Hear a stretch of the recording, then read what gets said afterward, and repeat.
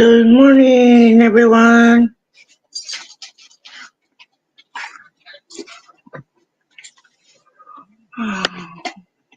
Get over to the chat, get that up and ready. Here we go. Thank you.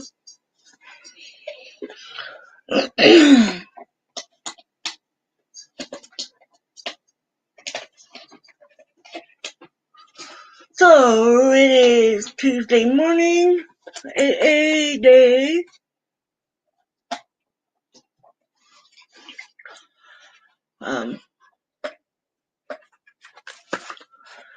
Please be kind. I don't know what this is here on Facebook.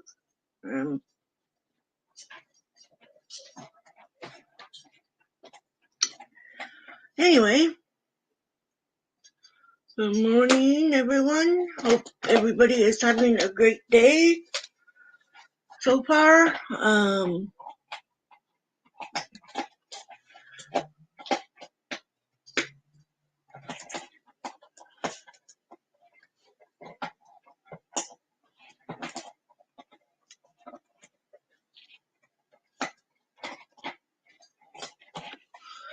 Maybe that's not a good question to ask. Never mind that question. I was going to create a poll, but I will not do that. Alright, so please do not be judging anyone in the chat. Just because they're here does not mean that they are the alcoholic. They may be here supporting a friend or family member, or just being support to my channels. And yeah. So I'm Sandra, and I'm an alcoholic.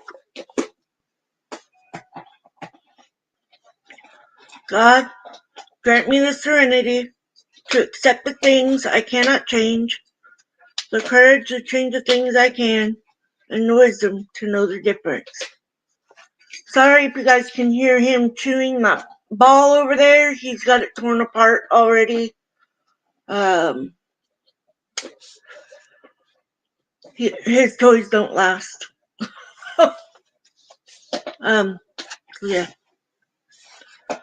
1. We admitted we were powerless over alcohol, that our lives had become unmanageable. 2. Came to believe that a power greater than ourselves could restore us to sanity.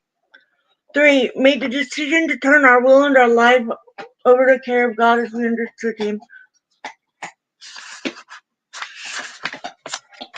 4. Made a searching and fearless moral inventory of ourselves. 5. Admitted to God, to ourselves, and to another human being the exact nature of our wrongs. 6. We're entirely ready to have God remove all these defective characters. 7. Humbly asked Him to remove our shortcomings. 8. Made a list of all persons we had harmed and become willing to make amends to them all. 9. Make direct amends to such people wherever possible, except when to do so would injure them or others. 10. Continue to take personal inventory, and when wrong, promptly admit it. 11. Sought through prayer and meditation to improve our conscious contact with God as we understood Him, praying only for knowledge of His will for us and the power to carry that out. 12.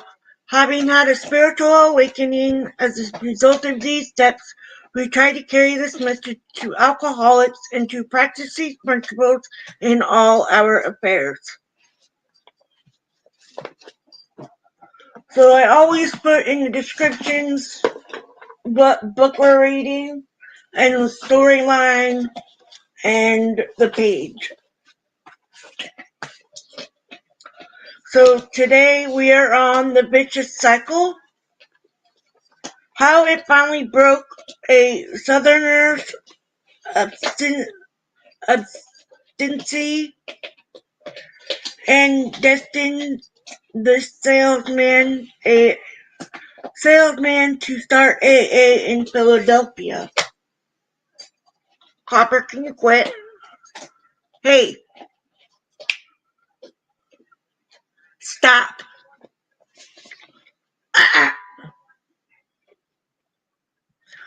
January 8th, 1938. That was my D-Day. The place, Washington, D.C. This last real merry-go-round had started the day before Christmas, and I had really accomplished a lot in those 14 days. First, my new wife had walked out, baggage, and furniture. Then the apartment landlord had thrown me out of the empty apartment, and the finish was the loss of another job. After a couple of days in dollar hotels and one night in the pokey, I finally landed on my mother's doorstep, shaking apart with several days' beard, and of course broke as usual. Many of these same things had happened to me many times before, but this time they had all descended together. For me, this was it. Here I was, 39 years old and a complete washout. Nothing had worked. Mother would take me in only if I stayed locked in a small storeroom and gave her my clothes and shoes. We had played this game before. That is the way Jackie found me, laying on a cot in my skivvies with hot and cold sweats, pounding heart, and that awful itchy starchiness all over. Somehow I had always managed to avoid DTS. I seriously doubt I ever would have asked for help, but Fitz, an old school friend of mine, had persuaded Jackie to call on me. Had he come 2 or 3 days later, I think I would have thrown him out, but he hit when I was open for anything. Jackie arrived about 7 in the evening and talked until 3 a.m. I don't remember much of what he said, but I did realize that here was another guy exactly like me. He had been in the same laughing academies and the same jails, known the same lots of jobs, same frustrations, same boredom, and the same loneliness. If anything, he had known all of them even better and more often than I. Yet he was happy, relaxed, confident, and laughing. That night, for the first time in my life, I really let down my hair and admitted my general loneliness. Copper! Stop!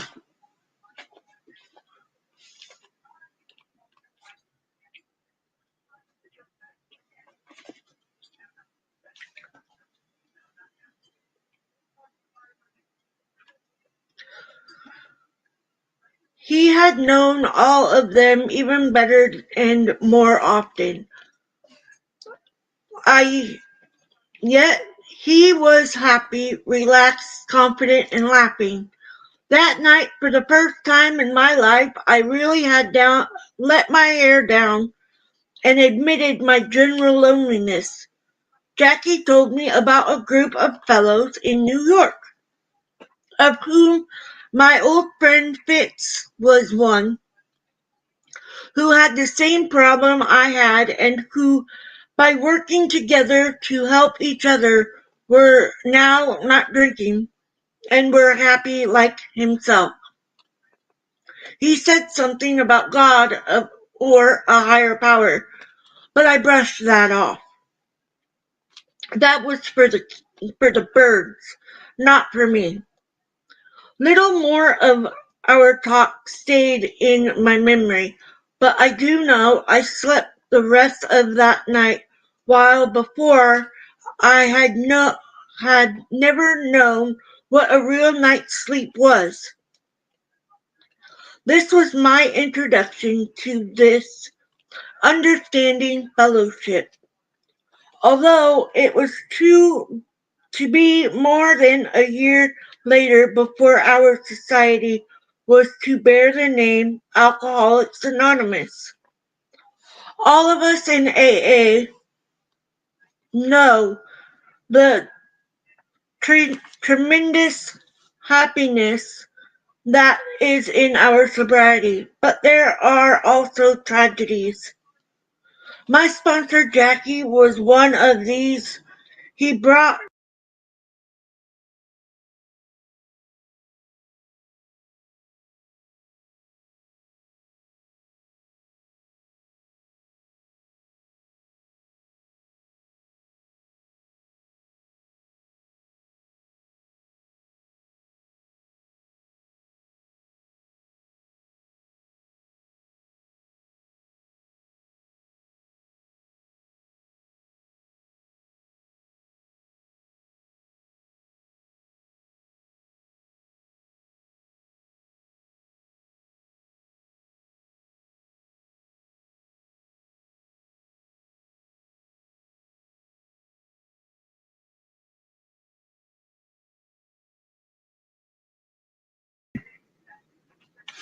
sorry about that. It just went whoop. My sponsor Jackie was one of these. He brought in many of our original members, yet he himself could not make it and died of alcoholism. The lesson of his death still remains with me.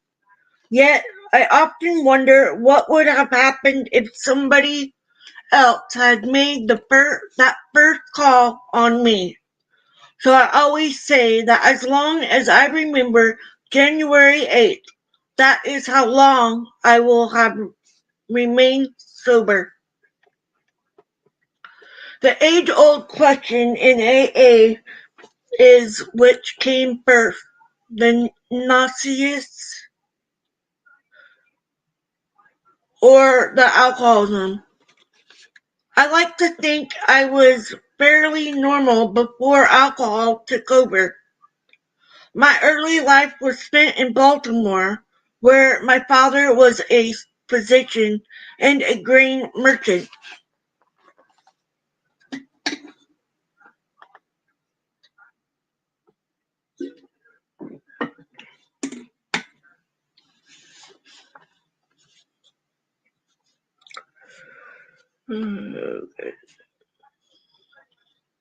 My early life was grain merchant. My family lived in very preposterous circumstances, and while both my parents drank, sometimes too much, neither was an alcoholic.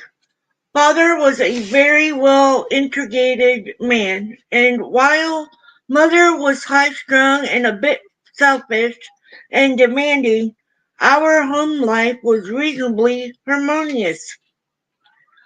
There were four of us children, and although both of my brothers later became alcoholics and died of alcoholism, my sister has never taken a drink in her life. Until I was 13, I attended public schools with regular promotions and average grades. I have never shown any particular talents, nor have I had any really frustrating ambitions. At 13, I was placed off to a very fine Protestant boarding school in Virginia, where I stayed 4 years, graduating without any special achievements.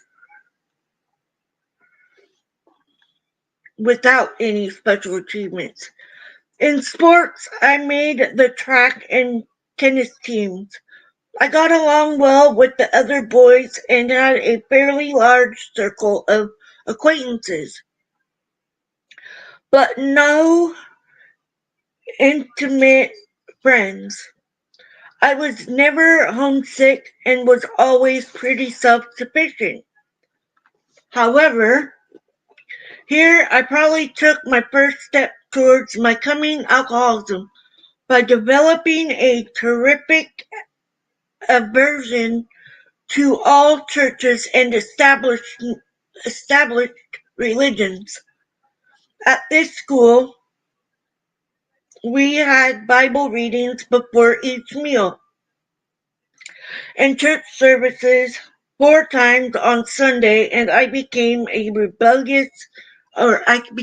so rebellious at this that I swore I would never join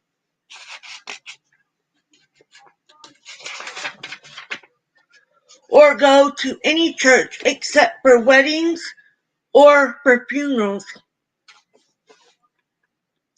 At 17, I entered the university, really to satisfy my father, who wanted me to study medicine there as he had. That is where I had my first drink, and I still remember it, for every first drink afterwards did exactly the same trick. I could feel it go right through every bit of my body and down to my very toes. But each drink after the first seemed to become less effective, and after 3 or 4 they all seemed like water. I was never a hilarious drunk. The more I drank, the quieter I got, and the quieter I got, the harder I fought to stay sober. So it is clear that I never had any fun out of drinking. I would be the soberest seeming one in the crowd, and all of a sudden I would be the drunkest. Even that first night I blacked out, which leads me to believe that I was an alcoholic from my very first drink. The first year in college, I just got by in my studies. I majored in poker and drinking. I refused to join any fraternity as I wanted to be a freelance, and that year my drinking was confined to one-night stands, once or twice a week. The second year my drinking was more or less restricted to weekends, but I was nearly kicked out for scholarly failure. In the spring of 1917, in order to beat being fired from school, I became patriotic and joined the army. I am one of the lads who came out of the service with a lower rank than when I went in. I had been to OTC the previous summer, so I went into the army as a sergeant, but I came out a private, and you really have to be unusual to do that. In the next 2 years, I washed more pans and peeled more potatoes than any other doughboy in the army. I became a periodic alcoholic.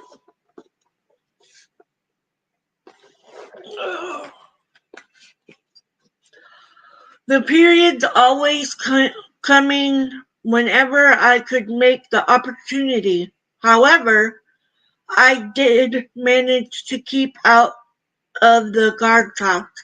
My last bout in the army lasted from November 5th to the 11th, 1918.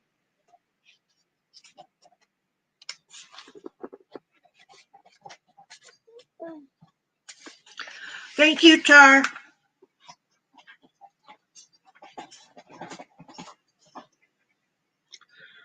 We heard by wireless on the 5th that the armistice would be signed the next day. This was a premature report, so I had a couple of cognacs to celebrate. Then I hopped a truck and went AWOL to celebrate. Then I hopped. Okay, my next conscious memory was in Bar-le-Duc, many miles from base. It was November 11th, and bells were ringing and whistles blowing for the real armistice. There I was, unshaven, clothes torn and dirty, with no recollection of wandering all over France, but, of course, a hero to the local French. Back at camp, all was forgiven because it was the end. But in light of what I have since learned, I know I was a confirmed alcoholic at 19.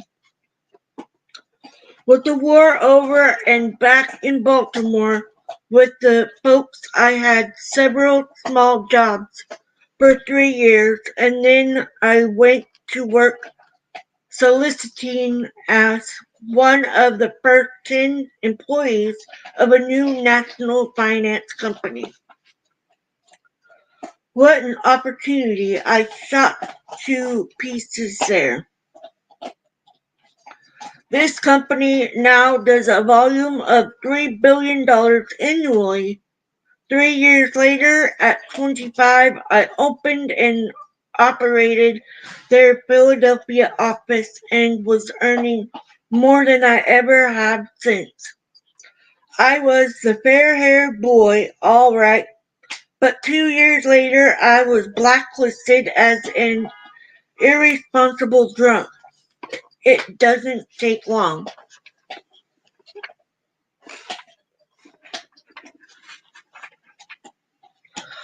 My next job was in sales promotions for an oil company in Mississippi, where I promptly became high man and got lots of pats on the back. Then I turned 2 company cars over in a short time, and bingo, fired again. Oddly enough, the big shot who fired me from this company was one of the first men I met when I later joined the New York AA group. He had also gone all the way through the ringer and had been dry 2 years when I saw him again. After the oil job blew up, I went back to Baltimore and Mother, my first wife, having said a permanent goodbye. Then came a sales job with the National Tire Company. I recognized their city sales policy, and 18 months later, when I was 30, they offered me the branch managership. As part of this promotion, they sent me to their national convention in Atlantic City to tell the big wheels how I'd done it. At this time, I was holding what drinking I did down to weekends, but I hadn't had a drink at all in a month.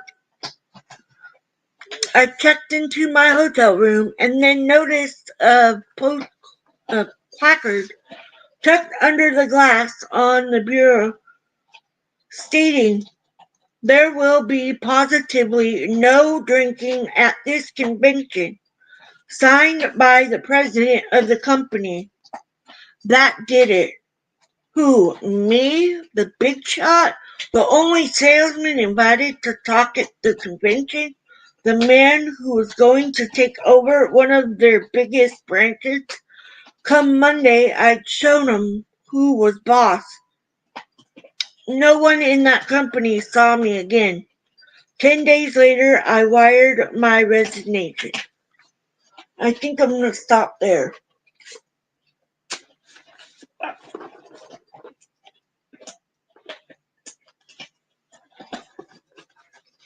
Yeah, that would definitely be difficult to do.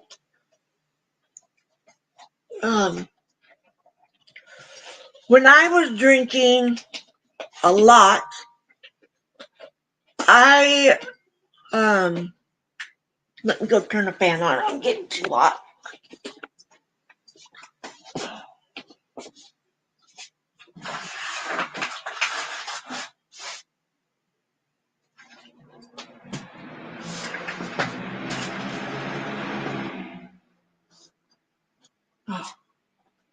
Hopefully that will help. Sorry.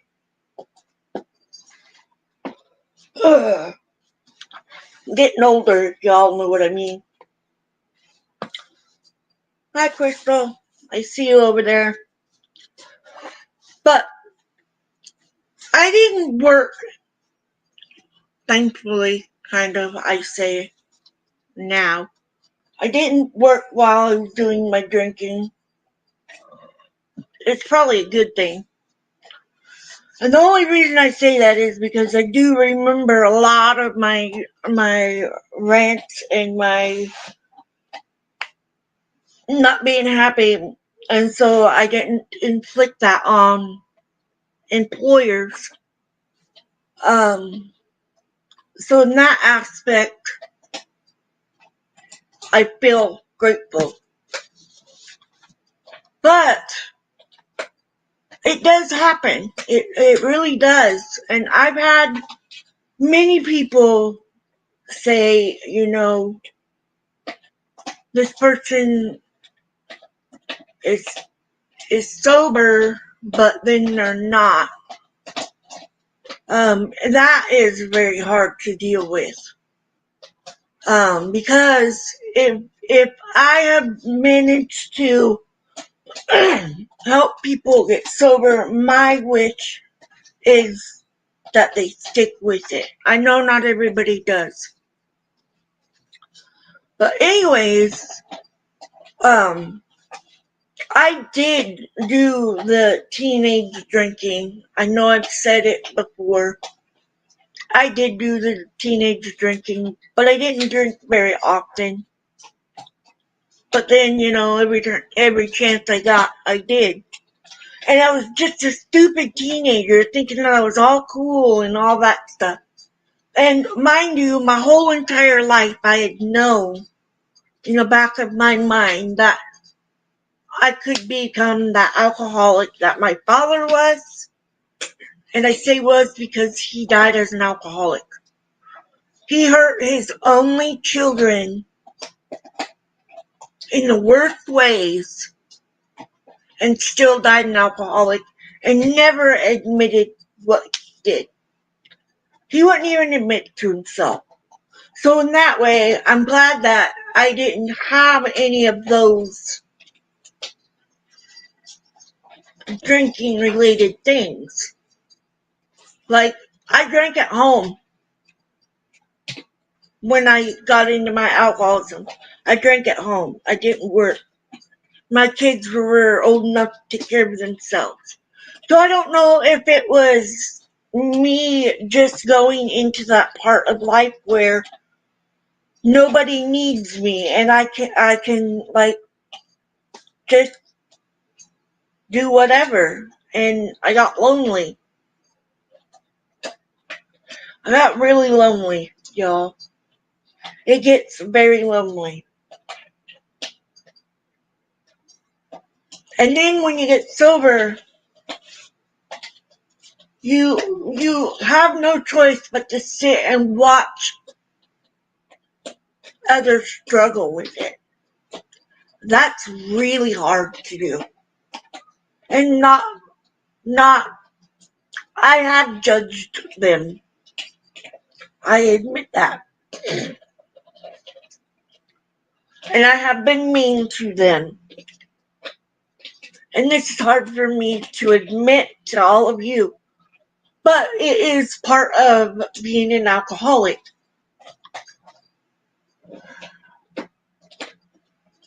I just want them to find the gift that I have. And I pray that they do, and that they will follow through, and they will find their peace and their calmness, and being happy and living life of being a better person and having your life with all the wonderful things. Because I do admit my bad days, I'm still sober.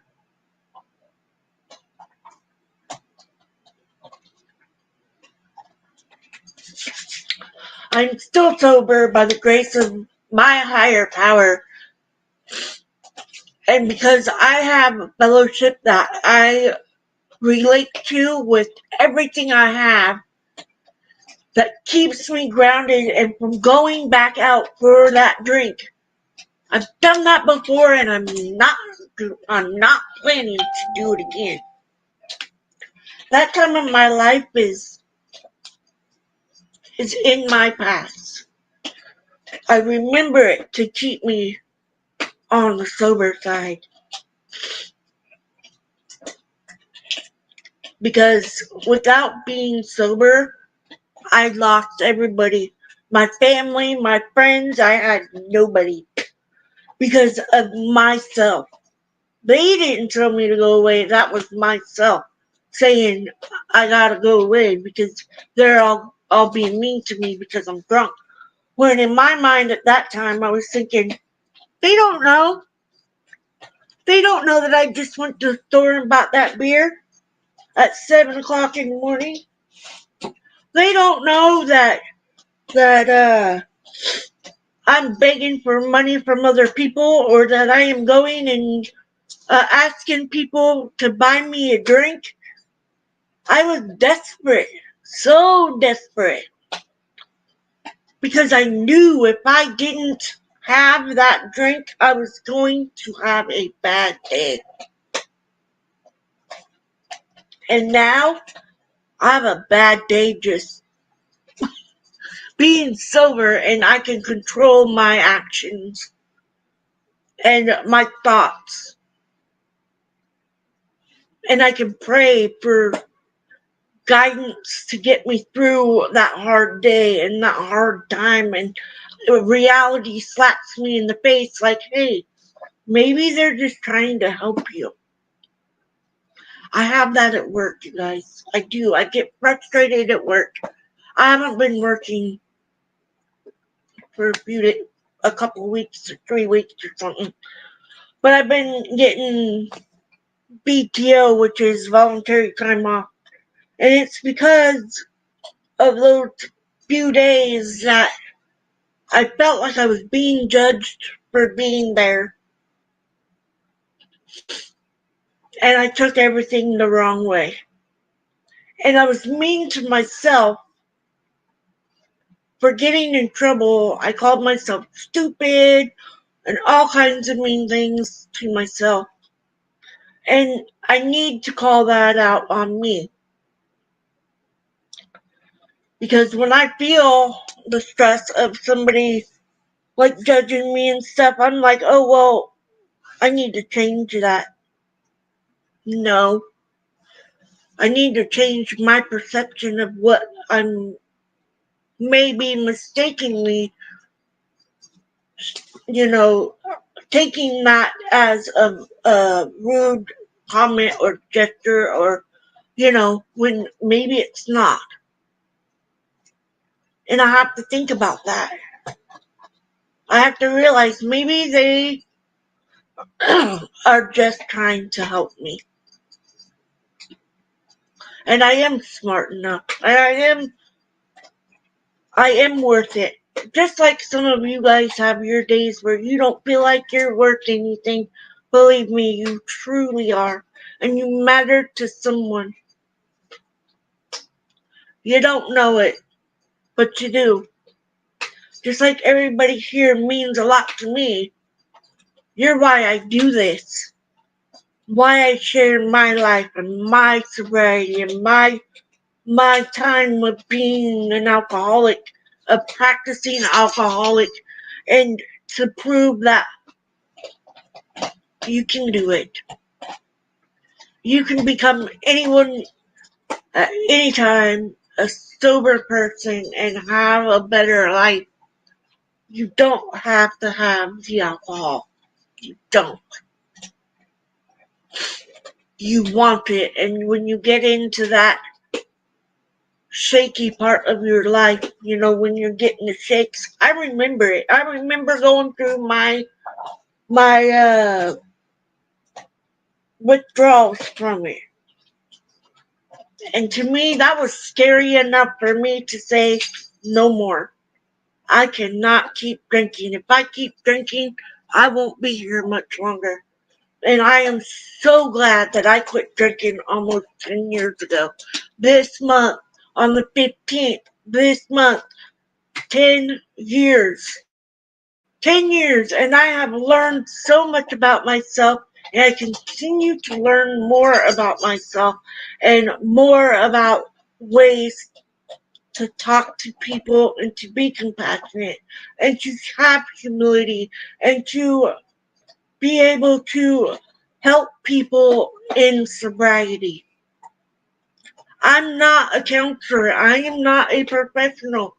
I am just a sober alcoholic with this gift that I've been given for free to share. For free. That's why I do this. Being a recovering alcoholic is my life for the rest of my life. And I have to always remember that. I can never say that I'm not an alcoholic, because I am.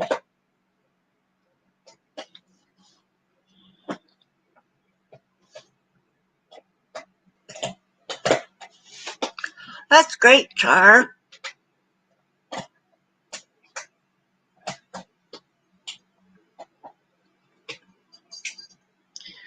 Yes.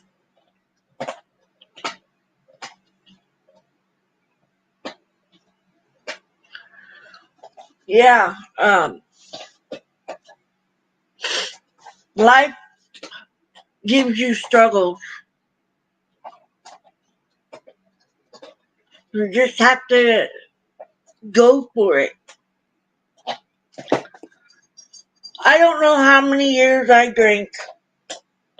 I don't know how many times I drank.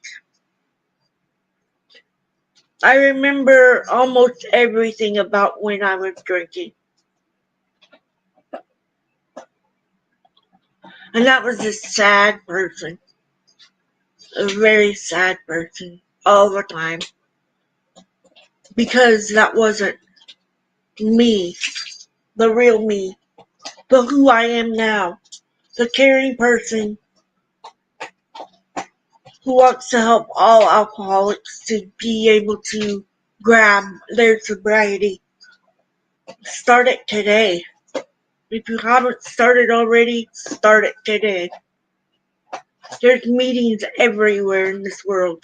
Everywhere.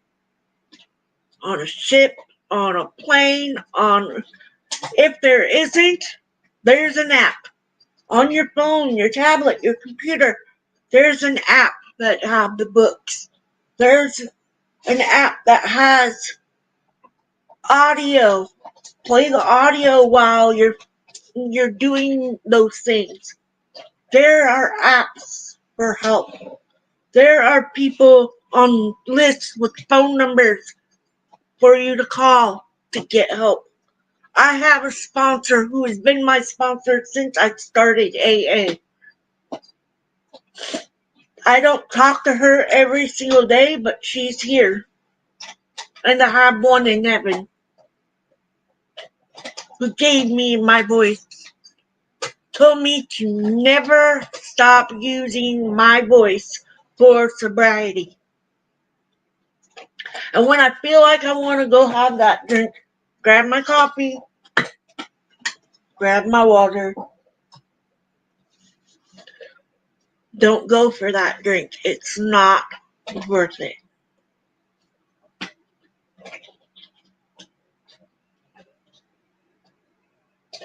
Thank you.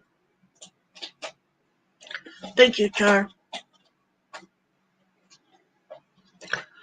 Why did I get in trouble? Which get in trouble do you mean? I've never been in trouble with the law. Never.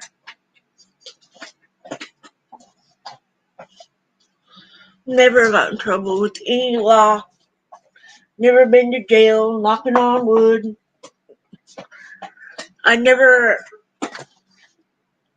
It was, the trouble for me was, if I'm getting it right, the trouble for me was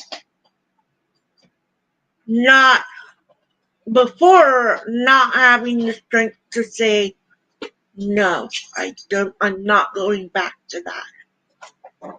Now, even a couple years ago, I went to my first YouTube meetup, first ever, with my twin sister.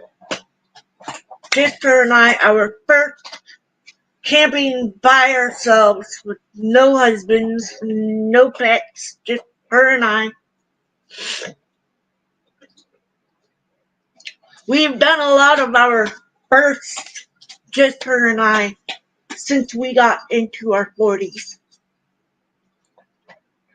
We've been to 2 meetups. We've been to a concert by ourselves. We have taken off and went early to get us a campsite. Her and I, yes, we had my youngest son with us, but it was basically her and I, and we froze. We didn't have enough blankets. But anyways, that's getting off of AA, and I'm very proud to say that sobriety is number 1 for me, and everybody can have it. Everybody can work the steps. Even if you don't know, it's self-explanatory in the books, in the readings. For me, doing these meetings here where people can be in their privacy of their home, or that can't get out and go to a meeting, that's why I do these on the internet. It's for those who cannot get out. Because I can't get everywhere. And, I would love to be able to go to more meetups. I would love to be able to go to more meetings, but I don't have the funds. So I do it here from my home, and I'm more than happy to. More than happy to help people with sobriety. And with that, I'm going to read today's daily reflection and get on with the day. My sister says what happened. My side glitched and went off, so I had to come back in. And please make sure you vote. The ballots are done at 5 o'clock today in Oregon.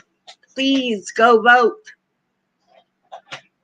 In my area, that is. So September 5th, the quality of faith. This has to do with the quality of faith. In no deep or meaningful sense had we ever taken stock of ourselves. We had not even prayed rightly. We had always said, "Grant me my wishes," instead of "Thy will be done." 12 Steps and 12 Traditions, page 32. God does not grant me material possessions, take away my sufferings, or spare me from disasters. But He does give me a good life, the ability to cope, and peace of mind. My prayers are simple. First, they express my gratitude for the good things in my life, regardless of how hard I have to search for them. And second, I ask only for the strength and the wisdom to do His will. He answers with solutions to my problems, sustaining my ability to live through daily frustrations with the serenity I did not believe existed, and with the strength to practice the principles of AA in all of my everyday affairs. And that is exactly what I do. Exactly what I do. And my hot flash went away and now I'm cold. Anyways, I love you guys, and please remember, there's always help. Don't give up. Don't give up. And if you're struggling, please reach out. Somebody is there to listen. Somebody is there to help. Just everything is crazy. Just have faith in life and the gift that you have to be sober and free of the alcohol. And you've got this. You've got this. If you're new, please reach out. There's a lot of help. You are not alone in this battle. Not alone. Ever. So with that, I love you guys. God, grant me the serenity to accept the things I cannot change, the courage to change things I can, and the wisdom to know the difference. Keep coming back. It works if you work it. Love you guys. Be safe out there. Be kind. And I love you.